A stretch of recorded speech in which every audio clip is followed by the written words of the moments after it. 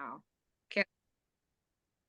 Good morning, everybody, and thank you for coming to the Today's Restaurant News Networking meeting.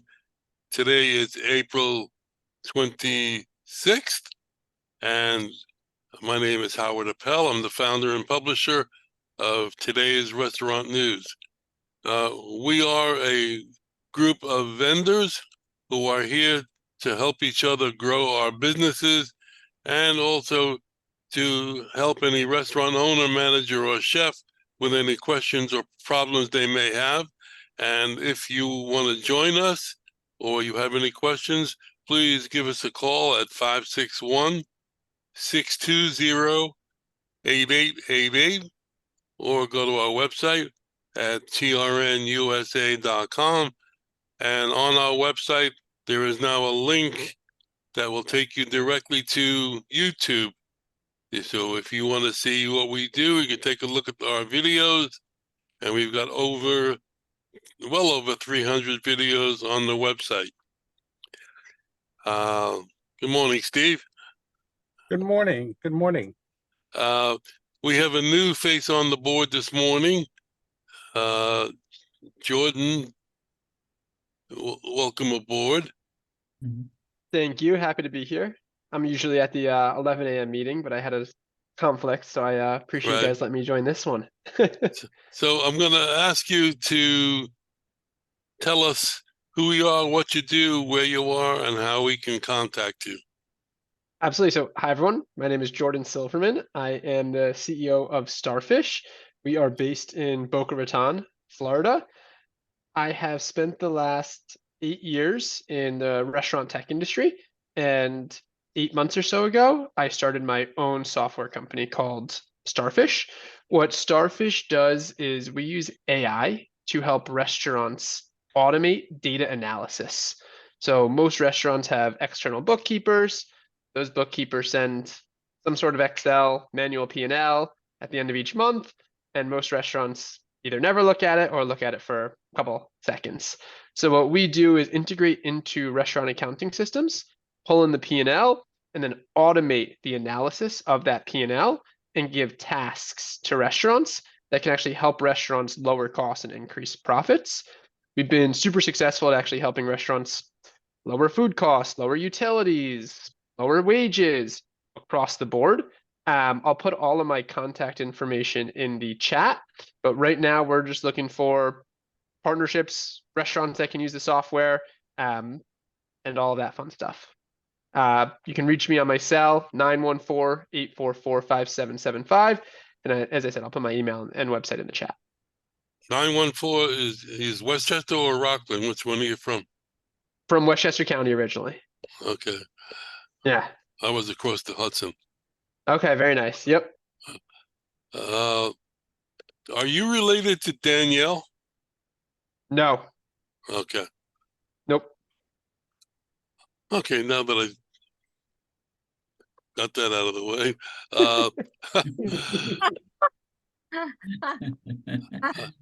Rick, why don't you start us off this morning? Good morning, everybody. Rick Israel with Affiliated Health Insurers. We are an independent insurance brokerage firm. We help individuals enter the Medicare realm. We also do group insurance, which means we can help individuals in small group, large groups, environments with businesses, help get their health insurance, get their voluntary benefit products like long-term disability, short-term disability, critical illness and cancer policies, which are very important.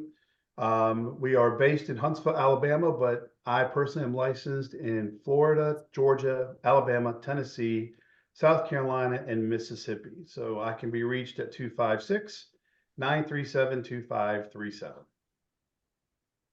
All right. I want to volunteer to follow Chris. Anybody? All right, Chris, why don't you go? I got Brian on the hook. Okay, great. Good morning, everybody. Chris Kaufman, presenting all-star talent to all-star companies. And we work on behalf of the client companies to increase their human capital whatever that need may be, whether it be an executive chef, a corporate chef, an R&D chef, or a general manager, director of operations. Recently, we have received information about a corporate AI position and a corporate digital officer, which I do believe a short but illustrious 10 years ago you never would have heard of. But now it's coming on the board and getting hot. So it's our job to go out there and find a player with that type of exposure and experience they can bring to the table. And we work primarily in the Southeast United States. Currently have a person interviewing tomorrow in Jensen Beach, Florida, with a wonderful client company of ours down there. They've hired multiple people from us, and we like repeat business, like any other restaurant likes repeat business, but you only get it if you can provide the service. And so, having had the experience of doing this wonderful business of recruiting since April of 1981, we feel experienced to work on virtually any salaried management opportunity in the restaurant industry. So if you'd like to reach us, it's very simple, because I start off talking about all-star talent. I'm going to make it real easy for you to remember how to get a hold of us. 404 All-Star, 404-255-7827. Am I getting through to you? Okay. Well, we appreciate your time, your information, and pass along the good word. 404 All-Star for all-star talent. Chris Kaufman, thanks for stopping by. Thank you. Chris will be appearing here till Thursday night. Try the veal. All right, Brian, you're up. Well, I like I said, I don't know how to fall behind that. Brian with Rogue Financial Group. As Chris says, he's been doing this since 1981. I've been doing this since 2007. Financing mostly in the hospitality industry. I'm commercial equipment financing, small projects, large projects, work with all different industries. Again, Brian with Rogue Financial Group. I can be reached at 404-723-7222. And again, I've been doing this since 2007.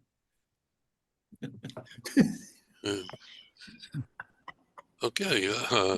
It's tough to fall, Chris. Come on now.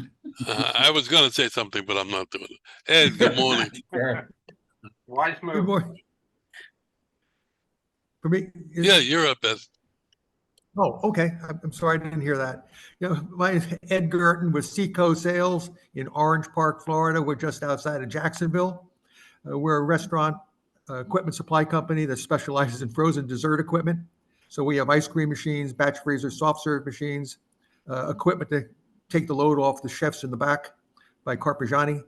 We have display cases from ISA, BGI equipment. We have slushy machines from Spain. Anyway, you can reach me at 904-334-4489. Thank you. Have a good day. All right, thank you. Steve, you just signed on again. I know because I'm on my computer, so you will approve me. I'll hang up. Okay. Brian Albach, good morning. Good morning, everybody. Brian Auerbach with InfoSync Comprehensive Business Process Solutions. We are an outsourcer of accounting and payroll for multi-unit restaurants. So we basically take the pain, the headaches of accounting and payroll away from folks, so you can focus on growth, or maybe even retraction at that point, and the efficiency of your organization. So really helping with people, process, and technology in the accounting and payroll space for mostly multi-unit businesses. We've been around since 2001. Also do third-party delivery recovery for restaurants that use Uber Eats, DoorDash, and Grubhub. So we recoup anywhere between 1% to 3% of their overall delivery revenues that they're losing. Brian Auerbach with InfoSync Services. I can be reached at 786-670-1027 or via email at brian.auerbach, AUERBACH, at issvc.com. Thank you. Tracy, good morning. I I'm Tracy Pumo with Skyline Analytics. We are a full-service business intelligence consulting firm, specifically specializing in outsourced FP&A work and consulting. We specialize in data analytics, data integration, process automation. We provide customized solutions that enhance visibility into a company's financial data, helping them create actionable business insights and improve their profitability through data-driven decision making. We have a lot of clients in the restaurant industry, but we are industry agnostic and can really help anybody anywhere. And I can be reached at 561-512-1933. Hey, thank you. Steve, good morning. Good morning. If I could share out my screen, I'll share a video with everybody. Yeah, hold on.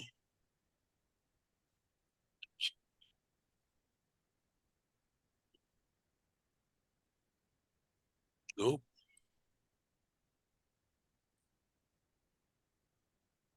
Okay, I'm Steve Whitehill. I'm a business broker. I have people buy and sell businesses, and I've got this little video to share with you all.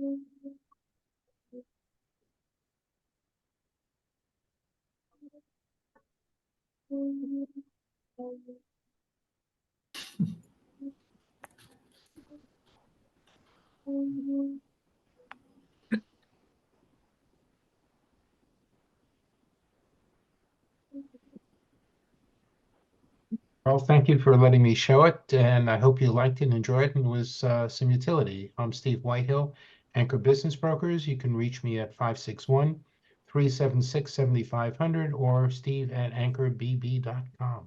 Thank you.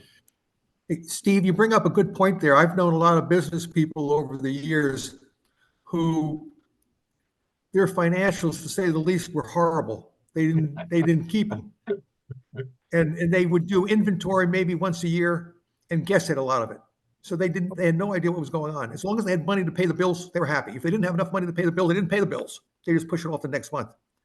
So they were going by cash, basically, is how they were operating the business. And you can't do that, in my opinion. It's not uncommon. If you know, one of the things I do, I spend a lot of time effectively, let's call it reconstructing the books.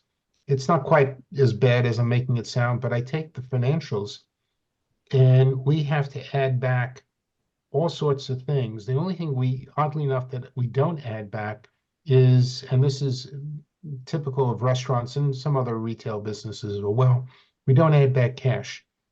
And cash frequently is 10 to 20% of the total revenue of a company. But that essentially is 10 to 20% that goes to the bottom line. That is money that the owner really makes that he's not going to get paid for. Because if I can't prove it, it ain't happening. Mhm.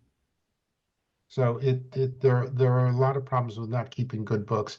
And, you know, it's I've yet to see, well, I shouldn't say yet to see, I've seen a couple where I don't have to add anything back. But that's really the exception rather than the rule. Well, Steve, I had an accountant one time tell me that as a small business owner, I needed to keep 3 sets of books. Okay. One legitimate set of books, one for the IRS, and one to show the wife. Fair enough. Oh my God. That's not untrue. Tracy, I'm sure you see that all the time as well. Yeah, we see that all the time.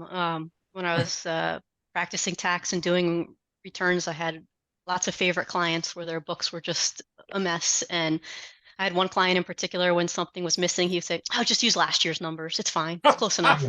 And, you know, and he would give us everything on I mean, his books were literally, Post-it notes. I'm doing So I'm actually very proud of our books. Chris lets me take over the books, and I think, like, they're very clean and smart. So what's funny is my books are awful, but I'm dealing right now with a client, and he's acquiring a very substantial company. The total I'm working on both the acquisition and financing, and it's about a $4.6 million transaction, SBA 100%.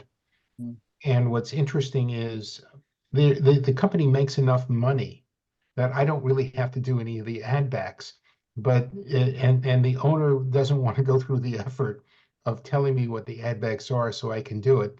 The truth of the matter is I can live without adding it back, so can the bank, and we can move forward, but I'm going to see if I can get the real numbers out of her. But it's interesting.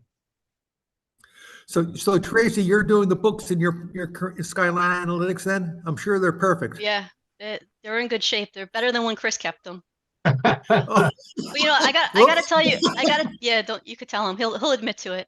When I first started practicing law, I joined a firm that was very active in the tax section of the Florida bar. And obviously my background was trusts and estates and wills. And I went around the tax section just to take an informal poll, and I asked all the attorneys there how many of them actually had their own will drafted. I mean, you're saying they're drafting wills for clients. And surprisingly, a very low number had drafted their own wills, despite that being their line of work. So it doesn't surprise me. No, understood. Okay. So Tracy, in your case, you have to have a separate set of books to show your husband, right? Yeah.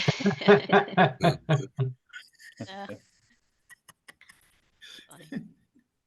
Okay, enough. Well, you laugh at that, but women historically used to have their own little side kitty of money put aside. Terry, did your mother have that? Mine? No. Both actually, Terry's, Tracy and Terry, really. Did your parents, did your mother have like a little, put a money aside, maybe your grandmother? She always had a little A store. slush fund. A slush Well, fund, yeah. Well, my grandmother was widowed at a very young age. So So she never had a need for that. And my mom never did it and advised me to do different, and I never took her advice. So Terry? Did No, you? everything, so I don't need to. Oh, okay. Well, that's my wife too. I have no idea. Today, I'm not sure I'd know how to pay a bill. I keep telling Terry there's a hole in the boat. Well, there's always a hole. Speaking of Terry, Uh-oh. Uh-oh. your intro time, Terry. Yeah, well, mine's going to seem very boring compared to everything that I've just heard. I can't. So my position here, unlike my position at my other job, where I was the boss, is to find, work with, and take care of people that want to open a restaurant and people that want to know where those restaurants are opening. Okay. So from concept to completion, there is a place for everyone in this group for my leads list that come out monthly. And very happy to say that the leads, when someone is going to the website, they are requesting from our IT people a list, a sample, and I tell them it's an old list and it doesn't have the email addresses or the phone numbers, but you can see the format and the quality. And pretty much, if it isn't that day or that week, it's the next month that they wind up taking the leads. Even at the new prices, they're not balking. They're very happy. They're making sales, and we get a lot of feedback. We're in a lot of, on Instagram, on, not Facebook. What's the other one? Anyway, when LinkedIn. LinkedIn. yeah, we go on to these writers that are a lot of them that contribute, and you know, they've written for high-end chefs, New York chefs, they've written for people in the White House, they've been corporate chefs, and they have our page with their articles on their website with compliments, and you know, and then people that are calling and wanting those lists, we tell them, yeah, we'll get them out to you by the 9th or 10th. And you know, that's very important to them. So if anybody needs a sample, Terry at trnusa.com, and I'm happy to send you one. There's a lot to go through, and unless you have somebody that's going to sit and call, or you're going to use the email list that I have, you know, something that you want to consider sending your own email blast out to, you better have a lot of time. There are a lot of leads every month, a minimum of 50 guaranteed. So we give you the names, the owners, the name of the places. And right now there are a lot of 2-story places that are opening up in Florida with the bars on the top of the roof, and kid play areas and all kinds of stuff, just indoor pickleball courts with restaurants, a lot of things opening up that are a little bit different than the usual. So I think they're trying to draw in different crowds of people of all ages, but whatever it is working. So have a good weekend. Thank you.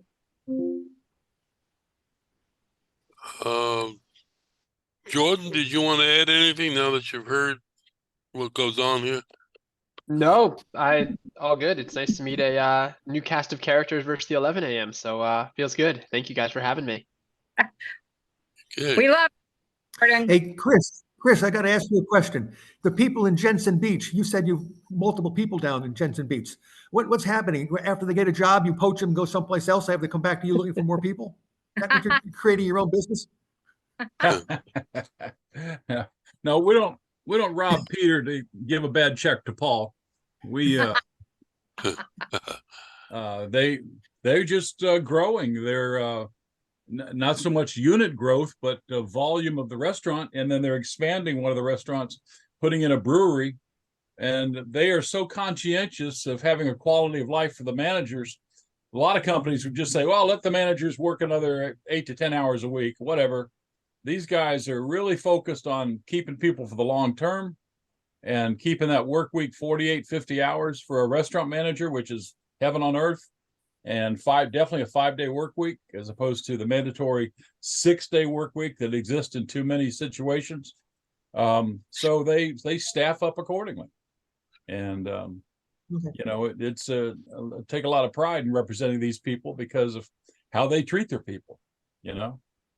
But you mentioned a little earlier that you had you're getting requests for AI managers.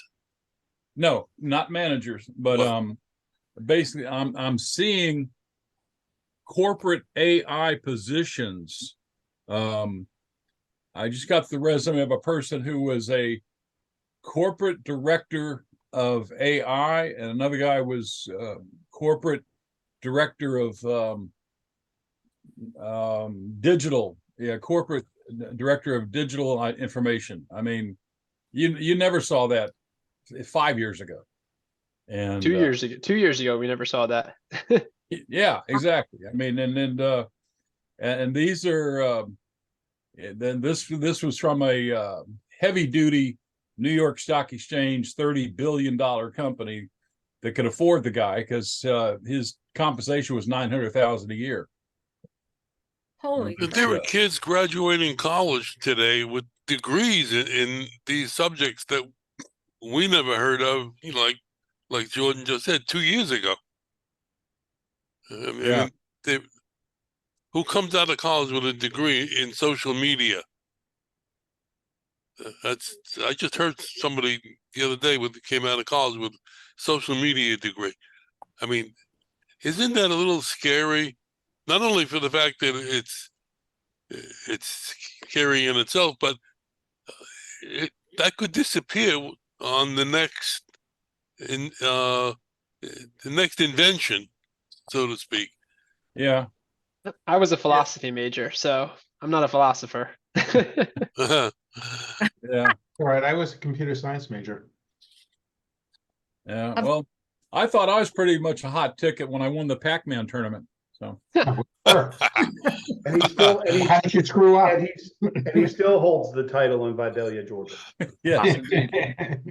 Wait a But- minute, Chris, Mr. Hoffman. I am the Pac-Man champion in Southern California. I actually beat the board with all the babies, with all of the thing. When it got to the end, it said, congratulations, you beat the board. Wow. Yeah, yeah. I hear a challenge coming up here. We Uh-oh. actually have a Mrs. Pac-Man machine in the house.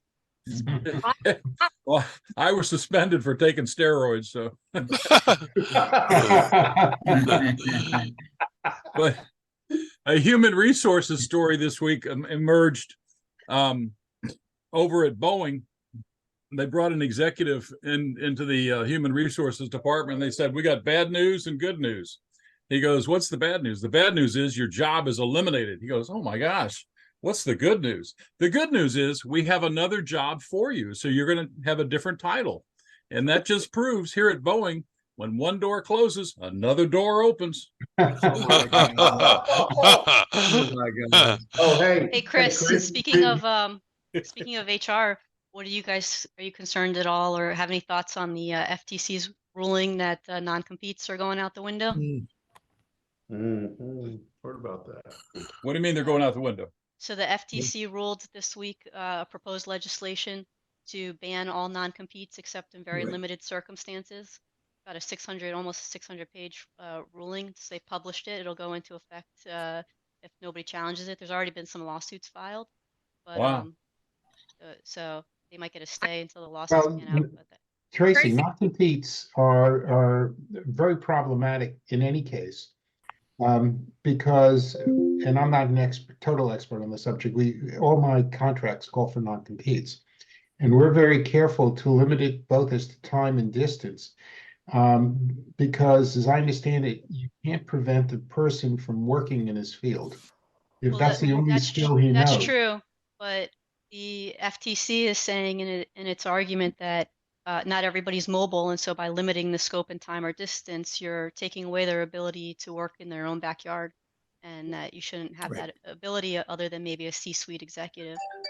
Well, but in my case, that's essentially the case. Because what I'm doing is limiting the owner's ability to get back into the same business. Yeah.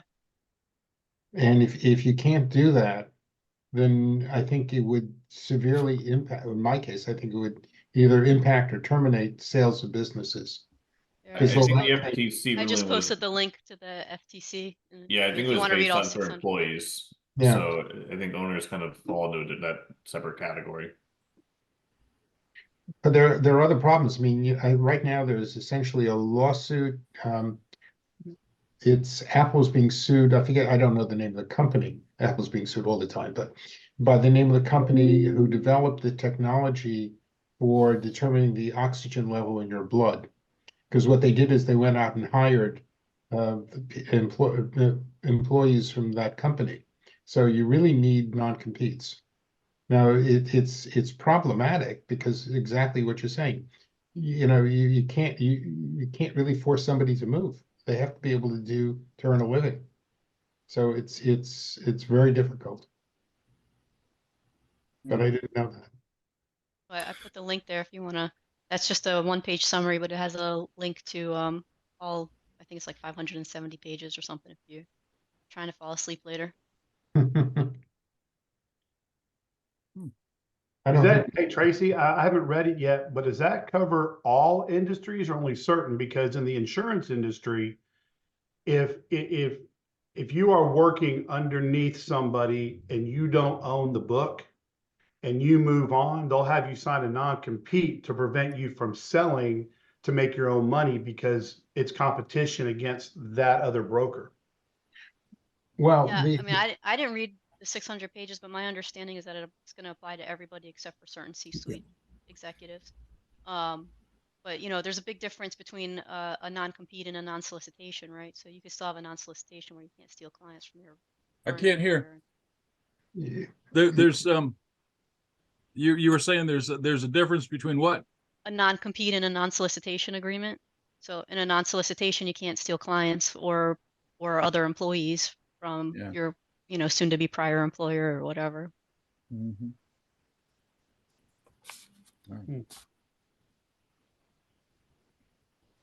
Yeah. But, I mean, I'm listen, we gonna, have I'm gonna, non-competes in all of our stuff too. I don't know how enforceable ours are because we do business nationwide. So even though we're here in Boca, we can't really limit based on geography. That's a problem. I mean, I just sold a travel agency business, and the problem with that is your agents can be anywhere in the country, and you're selling everywhere in the country. So how do you enforce a non-compete in reality? well, I'll give you something that happened many years ago. I used to call on a restaurant equipment dealer in Miami, and they had a lot of salespeople working for them. And one of the salespeople, who I knew pretty well, ended up leaving the company to go work for another company. And the next time I saw him, he was delivering pizza because he had signed a non-compete with the original company in Miami, and their lawyers came after him. Oh my gosh. Yeah, but the answer is, well, I said the answer is, he might have been able to get out of it. The trouble is, to get out of it legitimately, you need to engage an attorney, and that's not a cheap deal. No matter what, I mean, it's a 10, 20, $30,000 deal just to walk in the door, so to speak. I want to jump in real quick. Yeah, because my dad had a lawsuit against him. He here in Georgia, he worked for Buckhead Beef at the time. Howard Halpern owned it, and Howard Halpern was forced out, but that's beside the point. But my dad went to work for another company, and in the state of Georgia, I guess there were some loopholes where a non-compete didn't really stand up, and the guy Howard took him to court. My dad had to get an attorney. My dad won. He was able to go on to work with another company, take his same clients, and but Howard Halpern, which owned Buckhead Beef, is another story. He was in We the know him and Huh? we know him and his sister. Okay. We were pretty good friends with his sister for a while. She was actually a dealer in Florida, restaurant equipment dealer. I don't Okay. want to say dealer. Yeah. Even if you don't have a non-compete, But you, if you go after somebody else's clients, they can sue you for tortious interference, I Yeah. believe. Yeah. The thing is, nobody actually owns a client. So I mean, in one sense, it's tortious interference with their business, but on the other hand, they can go after theoretically they can sell to the same or go after All that. right. I won't say any more about Howard. Sorry. Howard Halpern. Sorry. Steve, I'm back. It's gonna be you You know, know, a non-compete should be used for positions of, like a scientist working in a lab that invents things or something like that, or developing new products. But a salesman selling restaurant equipment, I don't see that as. Well, you don't want them to take. I'll give you a simple example. I sold a business, a pool cleaning business, Yeah, and but the guy, one of the things you're buying, two things really in that type of business. You're buying a customer list, and yeah, you're buying goodwill. right. So if the guy comes back at you and goes after those same clients, you've essentially he's robbing you of what you have paid for. That's true. And in my case, the guy did it. Now, the reason he got away with it is two reasons. My client didn't have the money to sue him. And secondly, interestingly enough, the business was actually in his wife's name. So his wife signed the non-compete, but he didn't, although he acknowledged it. So there was a good case, but still, that's the problem. Well, I've sold a business in the past and there was a non-compete in there. I could not open up a similar type of business within 200 miles. So that's Probably common. How long? gotten How away with it. long? It was 5 years. Yeah, Wow. Wow. that's pretty standard. 3 to 5 years is very typical. Mhm. I thought I've been told more than Usually about, courts won't enforce anything longer than 2 years, though, if Yeah, it doesn't Really? go to litigation. 3 years. I've never heard of 5 years. Mhm.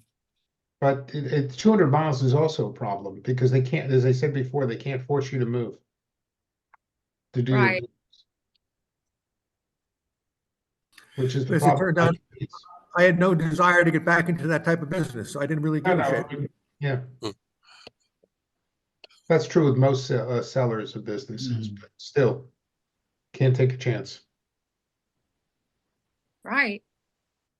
Well, I think we've Exhausted the topic. expired every legal angle on that. I think Did I tell you I play a lawyer on TV? but I stayed at a Holiday Inn. Yeah, exactly. Yeah, I guess we're at the end of our time, so I want to thank everybody for coming today, mercifully. If you'd like to get a hold of us to join in on this stimulating conversation, give us a call at 561-620-8888. Go to our website at trnusa.com. And if you want to see some of the prior meetings, which is nothing like this one, you can click on the tab on top that says YouTube, and you'll see well over 300 videos going back to 2017, actually, when we were meeting in person. And if nobody has anything else, I want to say have a great weekend, and we'll see you next week. And let the sauce be with you.